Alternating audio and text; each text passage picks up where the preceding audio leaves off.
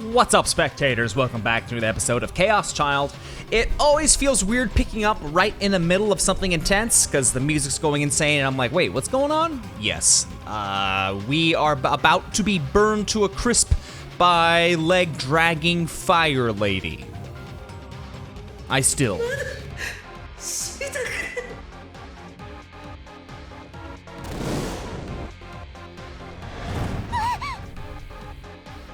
A bigger spiral of flame than when any we'd seen before appeared before us.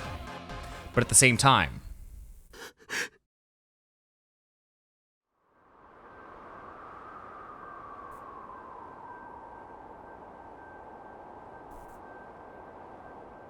something strange appeared in the corner of my eye.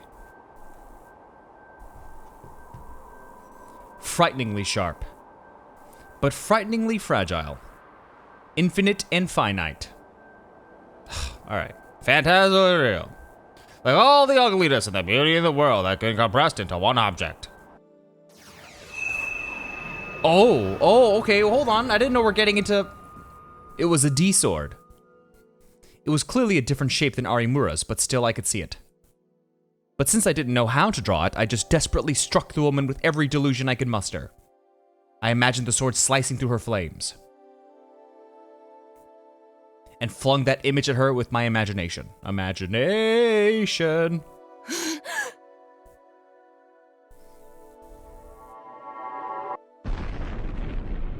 The burning fangs that threatened to engulf the two of us exploded. And then the fire danced like a snake. Oh, that's his power. He can make fire dance like snakes. It flew in a straight line towards the woman who had created it.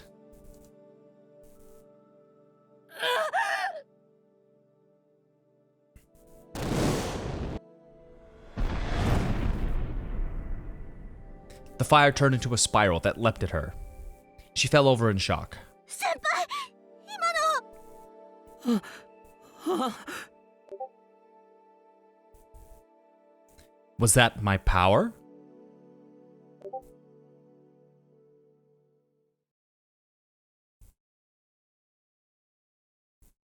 Senpai! Imano! Arimura suddenly fell silent. I turned to see what she was looking at. As the air rippled from the smoke and heat of the flames, the woman slowly stood up. I gasped at the color of her eyes. The fire that had been there a moment ago was gone. The light that burned with hatred was gone. There was only ice. Her eyes were ice, frozen, emotionless, and piercing. Arimura and I couldn't move. Slowly, with an unsteady rhythm, I hate that sound, the woman approached us. And then stopped a few steps away.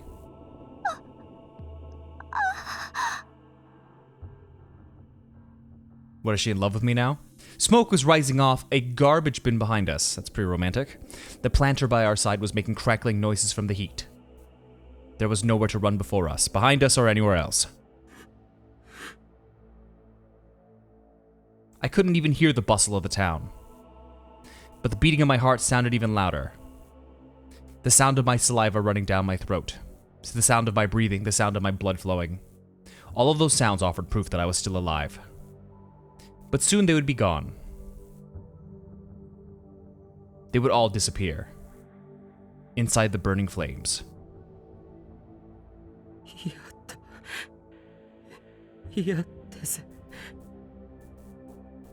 Oh, wait, what's going on here?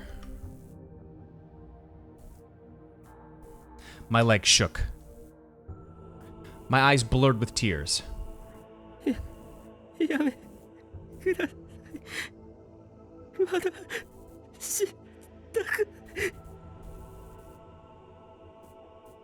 I could barely speak. But the woman's expression didn't change, not even a little.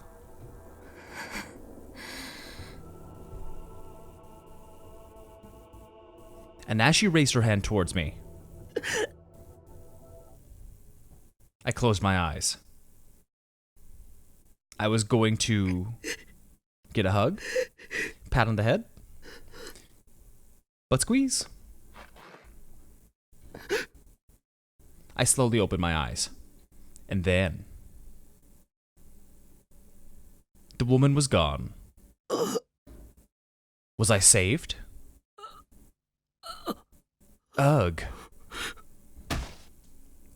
All the strength drained from my body and I collapsed to the ground. I thought I was a goner. I thought she would kill me for sure. No, until a moment ago, she was definitely going to kill me. I could tell from her eyes. They were cold, without a trace of doubt, uncertainty, or hesitation. Why isn't it? Uh-oh, did the game freeze? Ooh, okay, it did freeze for a second. That was scary. So why had she suddenly disappeared?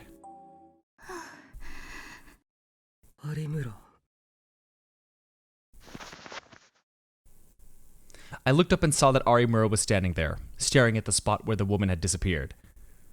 Senpai. どうしたんだ、有村。もしかして、まだ何か。そうじゃないんです。ただ。怖くて、動けない。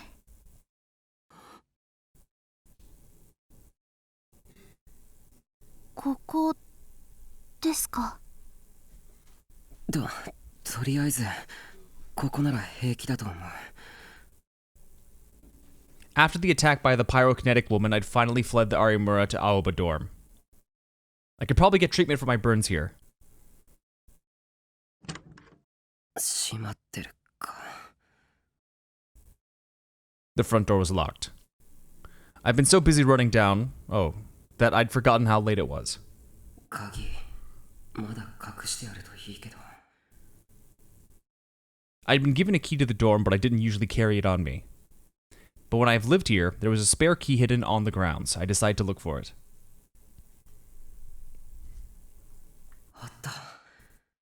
There it is. Fortunately, the key was right where I remembered it. Part of me thought it wasn't a good idea to leave it in the same place all the time, but today I was grateful. I mean, you're only putting in lives, the jeopardy, that's a good sentence. The people inside. As I went into the exam room, Arimura still stood hesitantly by the entrance. I motioned for her to sit in the exam chair. その怪我の治療だけど。ご心配なく、これくらいなら自分でできますから。そう。 Good. I'd gotten a little used to it, but I still didn't like the idea of touching her skin. ああ、消毒液とかこれ使って。 I got some medicine, some cotton wool, and some adhesive bandages off the shelf and handed them to her. Since this was a clinic, a lot of the medicines were for use by professionals, but they were labeled in clearly written Japanese, so there was no way I could screw them up. Every time a new drug came in, it was Karusu's job to make the label and stick it on. She always said that if she didn't, Yui, Yuto, and I might take some by accident. She'd always been the type to worry about things like that. I'd always been told to make sure to straighten my shoes up when I took them off, or not to put my socks on in the laundry inside out. She made me help with a lot of the cooking too, didn't she?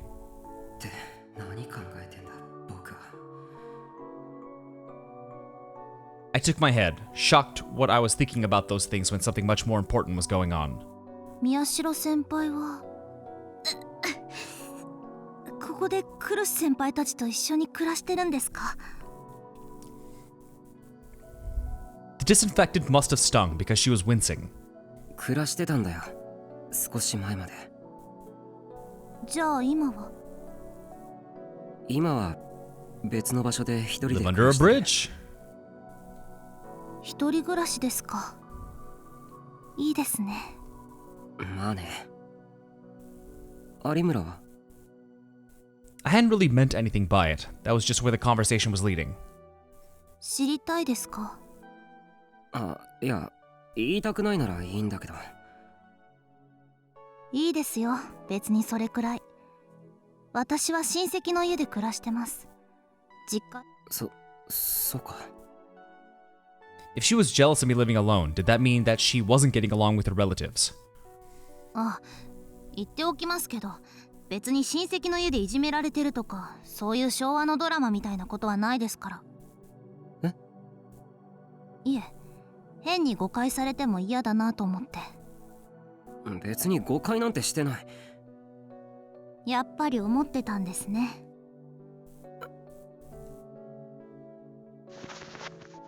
That's right. She had that power. Having her know if I was telling the truth or not made things difficult. でも It was probably difficult for Arimura herself to know what someone was really thinking, whether she wanted to or not. That sort of explained how she acted at school. Unless she kept things on a superficial level, acting like a goofball and telling jokes, she'd know what everyone really felt, and it would crush her. はい、終わりました。先輩もどうぞ。うん。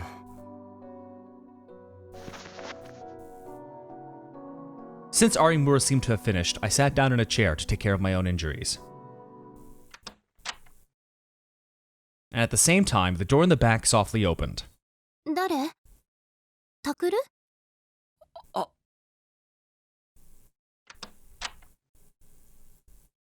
Oh no. Awkward situation. I'd hoped that Kurusu would be asleep. I'd actually come here to talk to her about something important. But after the pyrokinetics attack, I decided against it. If she saw me injured like this, she would have worried, so I planned to talk to her tomorrow instead. 何か音が聞こえるから気になって、こんな時間にどうし... And then she realized that there was another girl in the room. 有村さん？お邪魔してまーす。違うんだ、これは。Well, what does it look like? I wasn't out on some kind of weird late-night date with her, and then we got into a big fight where both of us got hurt. But before I could say something, which would probably only make her more suspicious, Kurusu saw both of us and went pale. 二人とも怪我してるじゃない。これは。I knew this was coming. Her own injury hadn't healed yet, so when I saw how worried she looked, it pricked at my heart. 貸して。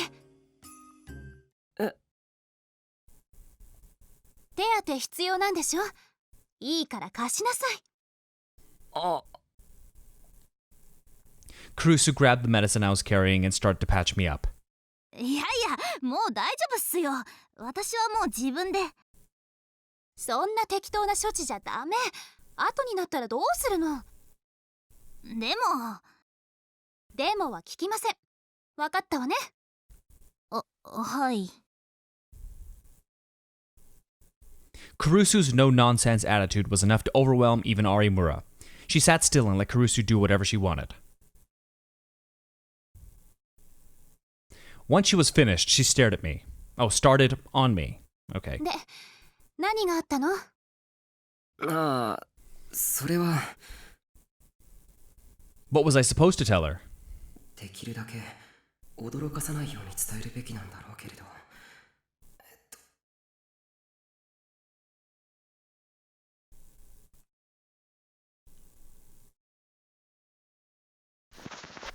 私たち襲われたんです。ってストレートすぎるだろ、有村。Arimura came straight out and told her while I was hesitating.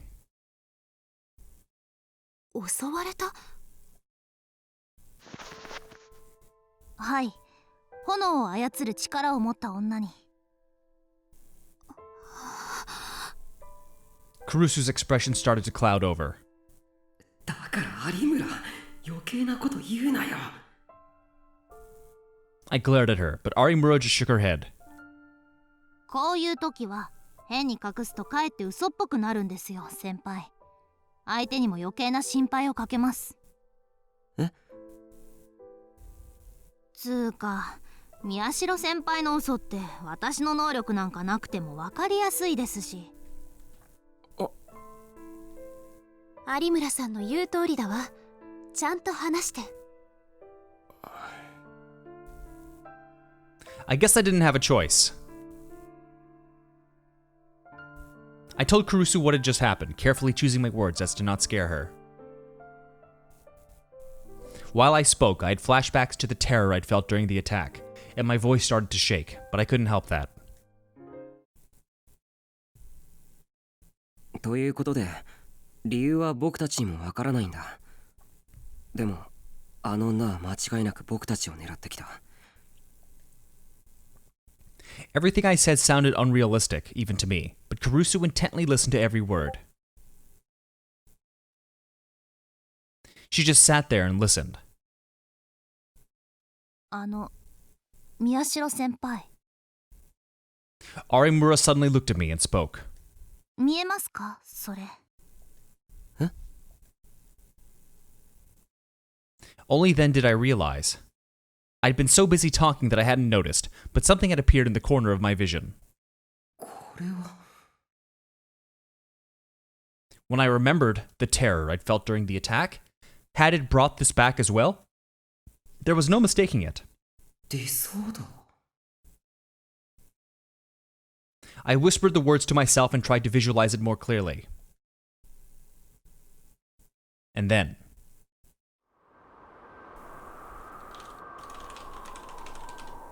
the hazy, indistinct image began to take shape.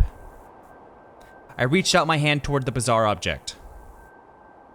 なんだこれ。どういうことだ。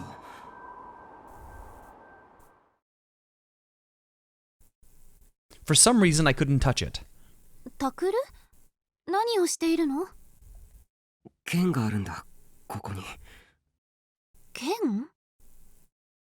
やっぱり出せるようになったんですね。自分のディソード。Arimura said. 自分の？はい。それが先輩のディソードですよ。ディソード。An illusory sword that can only be seen with the power to make delusions real. 僕はやっぱり能力者なのか。だからずっと言ってるじゃないですか。そうだって。じゃあさっきの女、あれはやっぱり僕を。だと思います。私を狙った可能性ももちろんありますけど。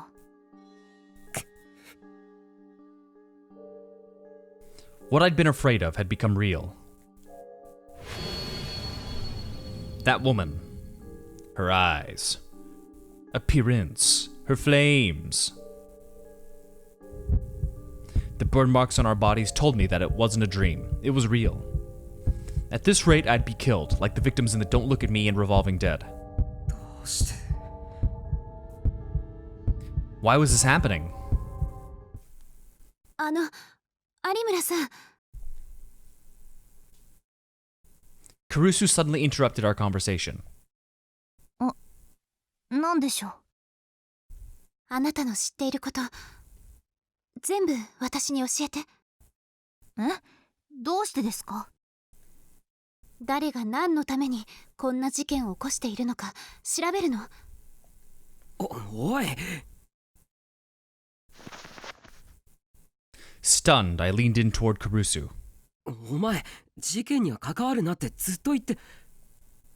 でももう遅いんでしょ？この先もタクルや有村さんが狙われるかもしれないのよね。クルス。I'd noticed earlier that something seemed a little strange.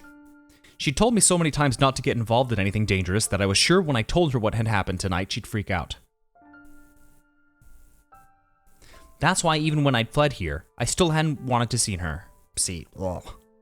But after I'd told her, instead of looking angry or raising her voice, her expression was firm and resolved. ね、タクル。セリカから聞いてるかもしれないけど、話しておきたいことがあるの。ああ。実は私、あなたに言ってないことがあって。言ってないこと？ I felt a sudden pain in my heart. Her words reminded me of last time. When I was told that my parents were murdered. When I'd found out that the family rule at the Aoba dorm, that nobody kept secrets, didn't apply to me, just everyone else. When I found out I was the one person who was different from the rest of my family. And I knew Kurusu remembered it too. She had almost brought herself to the verge of saying something, but her memories came back and stopped her. She kept opening and closing her mouth, only to finally fall silent. I almost never saw her like this. クルス、僕なら大丈夫だ。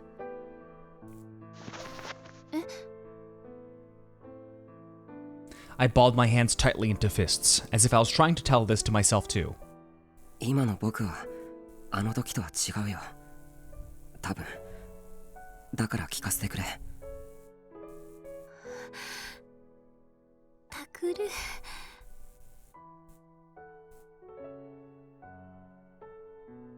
Was I just imagining things, or did Kurusu's eyes get a little wet?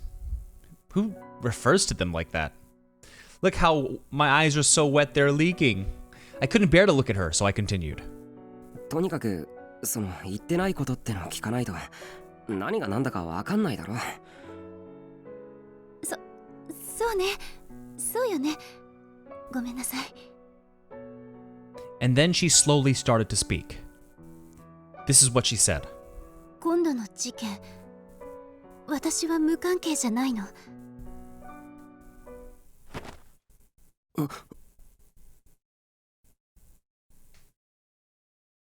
Kurusu was involved in the case? What did she mean? この前、あなたたちが忍び込んだっていう病院ね。AH 東京総合病院。ええ、その病院の地下のこと、私、前から知っていた。In fact, you even orchestrated it, didn't you? I couldn't believe what I was hearing. It was so sudden and surprising that I couldn't even follow it. The basement under Tokyo General Hospital? She knew about that terrifying place? Why? How? 昔、千里がね。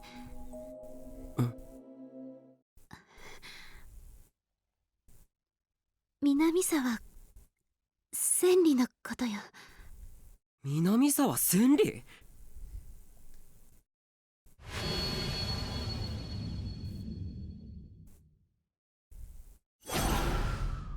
I had to stop myself from reaching out and grabbing her by the shoulders. Alright, it's getting very dramatic now. Gonna go ahead and end this video here at 23 minutes, and we'll pick this up again next time. So stay tuned, have a lovely weekend, and thanks for watching. Bye-bye.